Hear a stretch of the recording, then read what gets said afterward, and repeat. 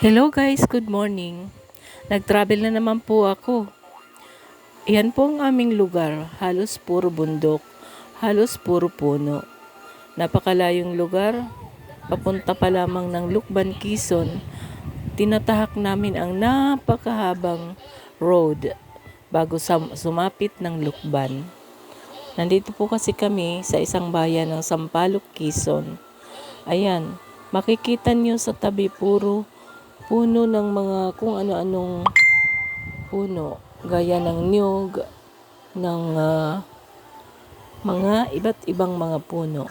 Sadyang nakakatuwa rin pong panoorin kasi halos puro green ang makikita mo. Minsan mababa, minsan mataas. May bundok, may bangin. Makikita mo dyan kung anong ganda ng lugar na ginawa ng ating Panginoon. Mas mabuti na po ngayon, naging sementado na po ang aming kalsada. Kumpara dati, baku-baku. Ay ngayon, ayan, nakakapunta na kami ng ibang lugar na napaka-smooth ng daan. Yan yan yun naman. Kaya lang, kung hindi ka sanay, magsusuka ka talaga. Kasi para siyang bituka ng manok. May pagliko sa kanan, may pagliko sa kaliwa. Pakurbada dito, pakurbada doon. Kaya ayan, sobrang nakakatuwa na nahirapan din tayo pag minsan. Kasi sa layo ng biyahe, magtitiis ka talaga. Ayan. So yun mga kaibigan, mga idols, sana po ay tangkilikin nyo ang aking video na to. I-like, share, and comment. Papunta kami Lukban dahil doon sa Lukban si Kenzo, yung aking apo ay doon siya napasok sa therapy niya.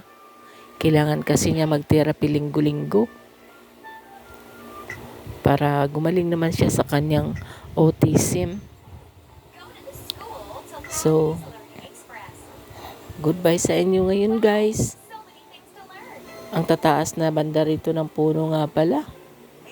Ang tataas ng puno na medyo naninilaw-nilaw na Wow, maganda tingnan. Nakaka-fresh ng isipan. Kaya yan, kahit medyo may kalayuan, ini-enjoy ko na lang ang travel namin. Kasama si Kenzo, nasasanay na rin sa biyaheng matagal. So, hanggang dito na lang po mga idols. Kanina pa ako nagpapaalam, hindi makapagpapaalam. Marami kasi pa ako nakikita Ang dami pa kasi ako nakikita. Ayan Pagmasdan nyo, sobrang haba na ng puno.